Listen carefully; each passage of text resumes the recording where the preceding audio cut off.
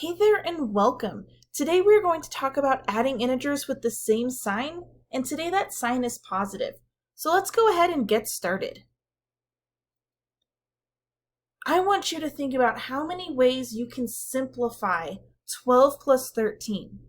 Now, I'm not asking you to actually do the simplification, I'm just asking you to think of ways that you can. So take a moment and think of all the ways that you can add that up in your head. One of those ways is counting on your fingers, right? We use our fingers so much, and it's really common if we don't know what something is to just count it up on our fingers really quick. So that's a really great one to use. What are some other ones that you can think of?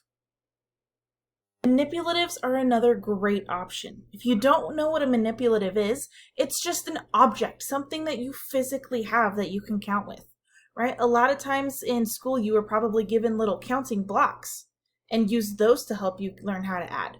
And so those are also a great resource. What other ways could you possibly think of? Another great option is to draw it. You can draw 12 circles and then you can draw 13 more, and then you can count up how many you have, which is also another option that you could do. Can you think of any others? Vertical alignment is probably one of the most popular ways that you can do this. Right? The problem here that we have is set up horizontally, right? It goes sideways, and sometimes it's harder to see. So if you add it up vertically instead, so you say 12 plus 13, sometimes that's just a lot easier. So vertical alignment is a great method that you can use to simplify this. How many more can you think of?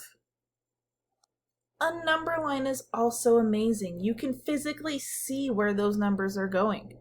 Right? You can always draw a number line to help you figure out how to do an addition problem. There's one more that I'm thinking of. Can you figure it out?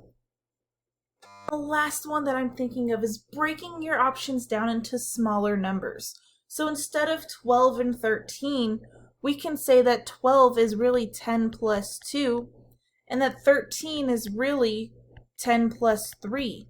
And then you can think 10 plus 10 gives me that 20. And then I have 2 and 3, which is 5, so that we can get that 25 really quick. Were there any others that you thought of? If you had found others, that's pretty awesome. So now I want you to try this problem, and you can totes my goats do it. First, I want you to determine the distance between points A and B. Then I want you to think, how can this be written mathematically? Go ahead and give it a try real quick.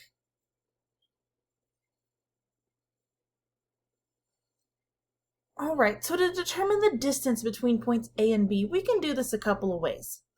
We can start at point A, and we can say that there's 1, 2, 3, 4, 5, 6, 7, 8, 9, 10, 11, 12 points between point A and B.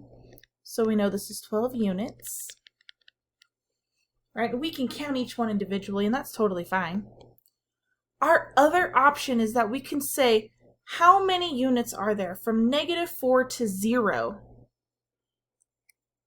which is 4, plus the number of units there are from 0, I totally missed, to 8. And 4 plus 8 gives us 12. Right? Those are two ways that we could have figured that out really quickly. So how can we write this mathematically?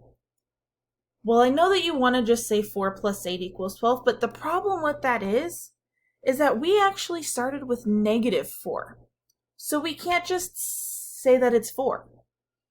What we can do, however, is say that we're going to take the absolute value of -4 and add 8 to that.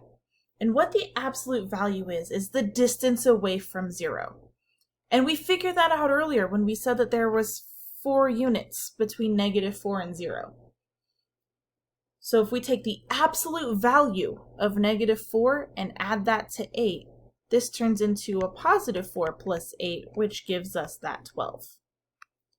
So to write it down, we would say the absolute value of -4 plus 8. And that's it. I hope this was simple for you, and if not, go ahead and watch it again. Until next time, I'll see you later. Love you. Bye.